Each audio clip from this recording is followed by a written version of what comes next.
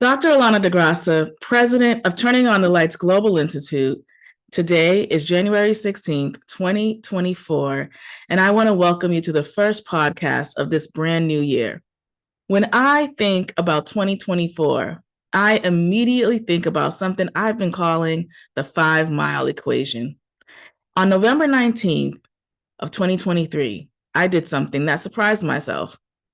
I decided I would run 5 miles. Now, I hadn't run 5 miles since the early years of 2004. And I remember getting up and saying, that's it. I want to feel more vibrant. I want to feel more athletic. I want to have more clarity in my mindset. So I decided to do something I hadn't ever done in so long. I remember getting up and starting that run. Actually, I really wasn't running. I was more like inching it, walk running very slow. I had my Nike app on, and I remember seeing the more seasoned runners running by me and just feeling like a little ashamed as to how long it was taking me just to get my stride together. I could feel everything. I could feel my knees. I could feel my hips. I could feel my shoulders. I could feel my ankles. I mean, it had been a while since I had done that. So I just kept talking to myself during every single inch of the run, whether it was, just getting to my first mile or walking a good portion of my third mile. I just said, Alana, if you're going to get through this, you can't keep looking at everybody running by you, because you need to run your own race. You need to walk it. You need to get through it. It took me almost 2 hours to get through those 5 miles. And not only that, it took me almost 3 days to recover from that initial run. And I got back up and I was out there again. And it took me 1 hour and 48 minutes the second time. My point is that the 5-mile equation really taught me that just as in running, as in life, as in business, whenever we really want to go to another level, it's going to get uncomfortable. We're going to feel like we don't know what we're doing. Every conversation that imposter can throw happens, and then we have a decision to be in the moment.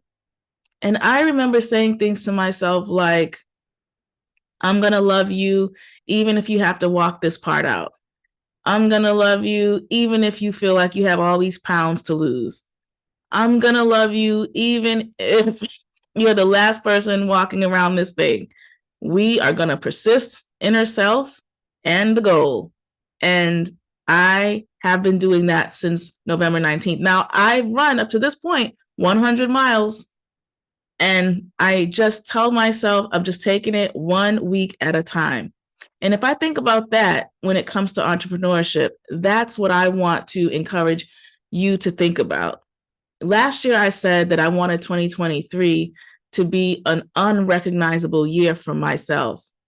And you know what? I'm still on that vein in 2024. I want you to have an unrecognizable year, a moment where you can look in the mirror authentically and say, look at what I'm up to, and surprising yourself. Because when you are able to do that, that's something that's really, a knee jerker.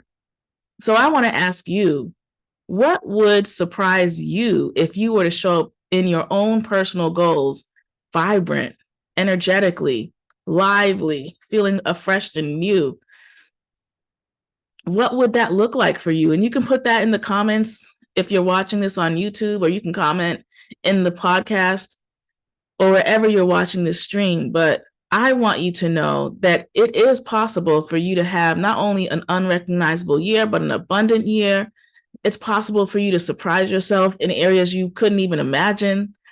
And lastly, it's possible for you to do all of those things when you are in a community and a tribe that really is also excited about seeing you win. See, sometimes even if you know all the things, you still may need to be in an environment just to sit and receive. Like, I was one of those people. I was always very creative, always pretty entrepreneurial, but every now and then I needed the reminder, hey, sometimes you need that applause. Sometimes you're tired and you just need to sit down and let someone else feed into you.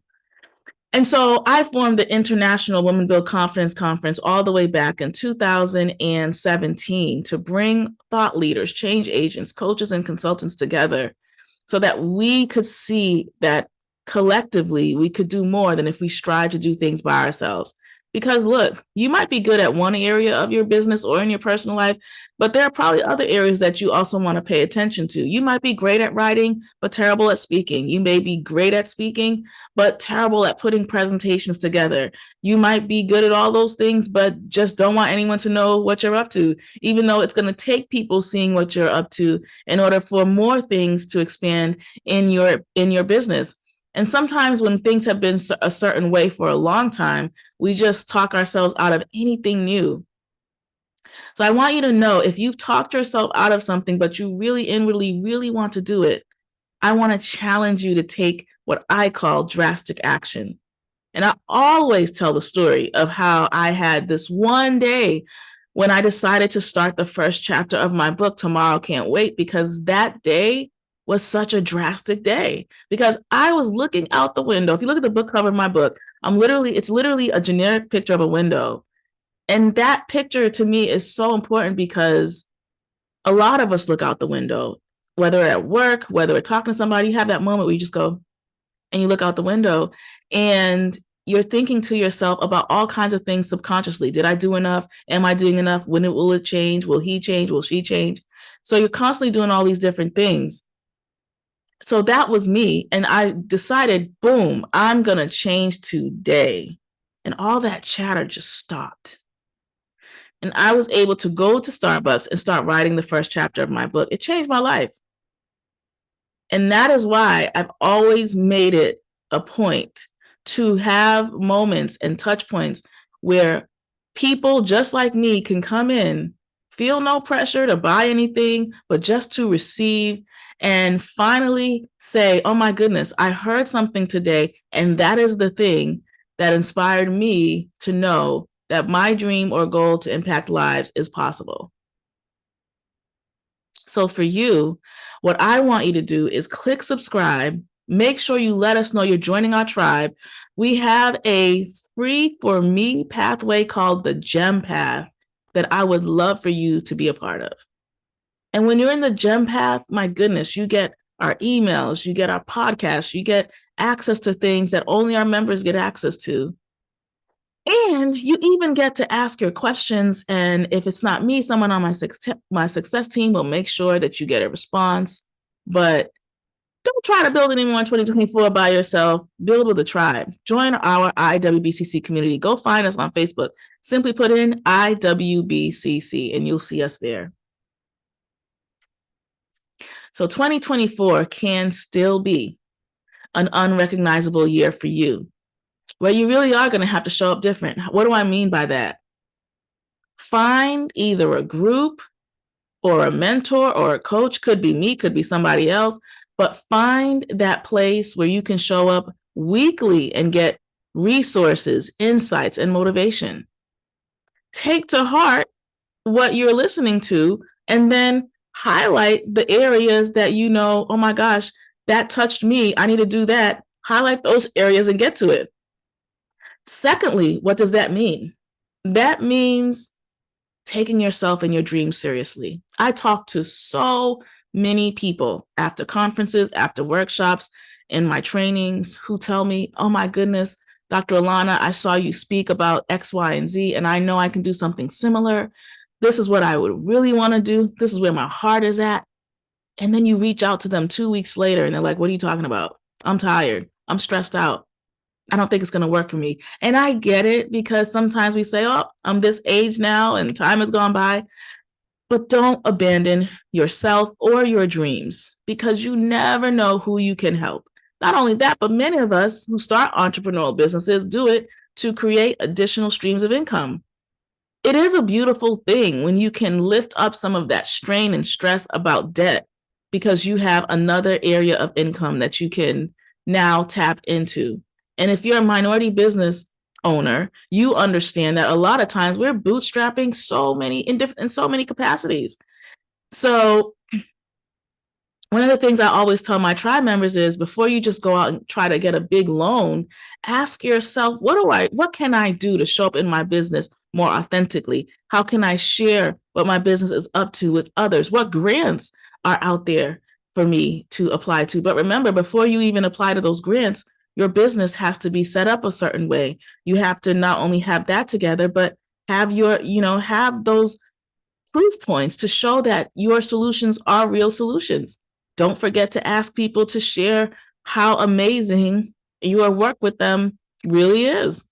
And I know, because it's like we don't want to toot our own horn, and don't look at it like you're tooting your own horn. Really, what you're doing is you are making a decision to share the value that you're bringing to other people.